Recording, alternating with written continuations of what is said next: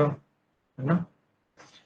Similarly urbanisation का भी एक पॉजिटिव इम्पैक्ट होता है on on the increase of population. ठीक है, हालांकि ये बहुत कहना ठीक नहीं है, क्योंकि अर्बनाइजेशन का अगर मतलब यही होता कि पॉपुलेशन अर्बन एरियाज में ज़्यादा रहती हैं, तब तो इंडिया में पॉपुलेशन ज़्यादा अर्बन एरियाज में रह रही होती, है ना। लेकिन अभी क्या सीन है, अभी ये सिनेरियो है कि इंडिया के रूरल एरियाज में, गांव के इलाकों में 47% पॉपुलेशन है। तो अभी आधी पॉपुलेशन तो, सॉरी, 60 to 70%, मैंने गलत बता दिया।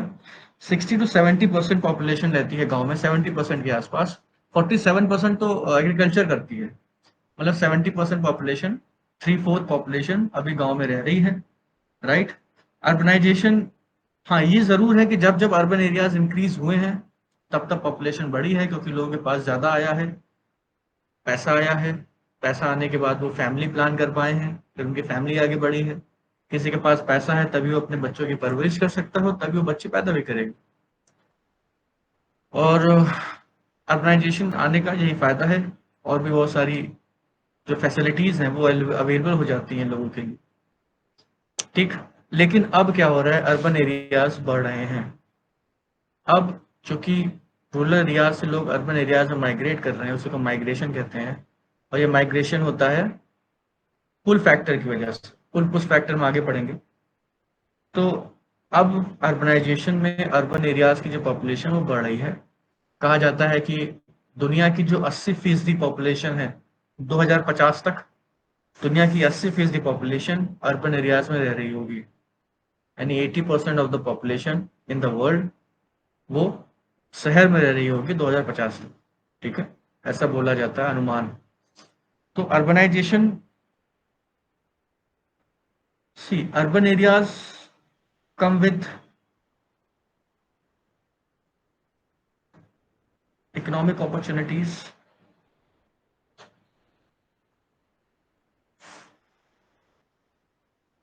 ठीक है, employment and other facilities.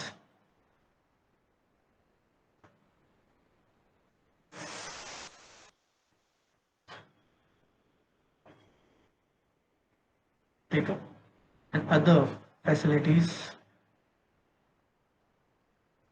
which in turn increases the population,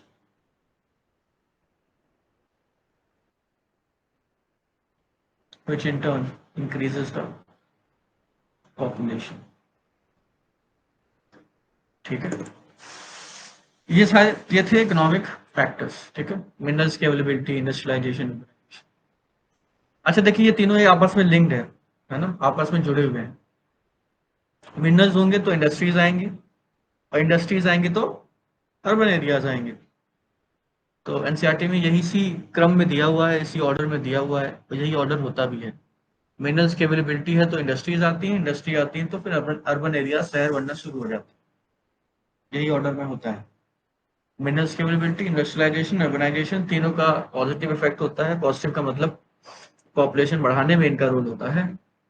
ठीक है, इंडस्ट्रीज लगेंगे, इकोनॉमिक अपॉर्चुनिटीज आएंगे, अर्बन एरियाज बनेंगे तो फैसिलिटीज आएंगी, जॉब्स होंगी, लोगों के पास कमाने लगेंगे। लोग कमाने लगेंगे तो शादियां करेंगे, शादियां करेंगे तो फिर उनके पास इतने पैसे हो जाएंगे जॉब्स की वजह से कि वो अपनी बच्चों को पाल सकें, तो वो ज्यादा पॉपुलेशन बढ़ाते हैं, तो इससे पॉपुलेशन में इंक्रीज होता है।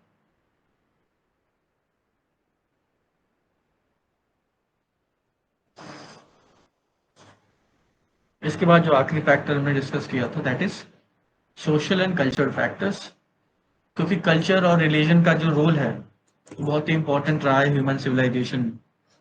सारे इंसान वो अपने, देखिए इंसान क्या करता है कि पहले तो दुख पालता है, और दुख पालने के बाद वो जाता है दुख का निवारण करने।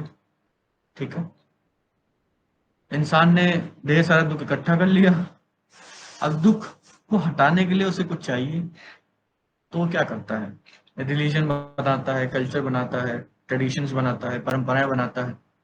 ठीक है, तो ऑब्वियसली इंसान के पास दुख तो बहुत है, तो जहाँ पर कल्चरल और रिलीजियस सिग्निफिकेंस है किसी जगह का, उत्तर प्रदेश में काशी, अयोध्या, मथुरा, इसलिए उत्तर प्रदेश में पॉपुलेशन बहुत ज़्यादा, लोग वहाँ पे जाते हैं अपने रिलीजन कल्चर को फॉलो करने के लिए, मन की शांति के लिए, इसलिए पॉपुलेशन भी वहाँ की बढ़ जाती है। नेक्स्ट फैक्टर है हमारा सोशल एंड कल्चरल फैक्टर्स।